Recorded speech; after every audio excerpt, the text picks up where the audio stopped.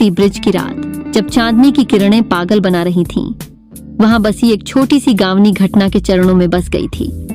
इस गांव में रहने वाले लोग अपनी जिंदगी को बड़ी सरलता और संभावनाओं से जी रहे थे, लेकिन एक ऐसा रिश्ता जो इस गांव की चर्चा का केंद्र बना हुआ था, वह था लज्जो और विक्की का रिश्ता। लज्जो एक सुंदर और बिना किसी शोर शराबे के स्थानीय लड़की थी। उसकी आंखों में उत्साह और जीवन भर का साहस था। उसके होठों पर मुस्कान में छुपी एक अनजान सी मिठास थी जो हर किसी को आकर्षित करती थी। उसके गांव में लोग उसे लज्जो के नाम से पुकारते थे। विक्की उसके बगीचे के पड़ोसी एक खुश मिजाज और जिंदा दिल लड़का था। उसका दिल किसी के लिए जल्दी ही बहक जाता था और लज्जो के साथ उसका दिल भी बस गया था। एक दिन गांव के मेले में लज्जो और विक्की का मुलाकात हुआ। उनकी नजरों में एक दूसरे के साथ हो रही बातों में एक अजीब सी बात थी, जैसे कि उनकी आत्माएं एक दूसरे से कह रही थीं कि वे एक दूसरे के लिए बने हैं।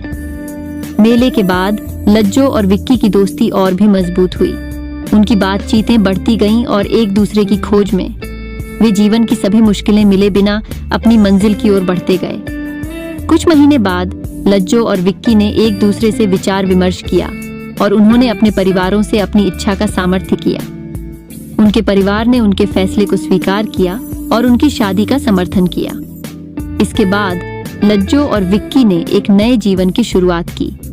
उनकी बगीचे की ये नई कहानी गांव में बड़ी प्रसिद्ध हो गई थी। उनकी सजगता और साथीत्व की कहानी गांव के लोगों के बीच एक प्रेरणा स्रोत बन गई थी।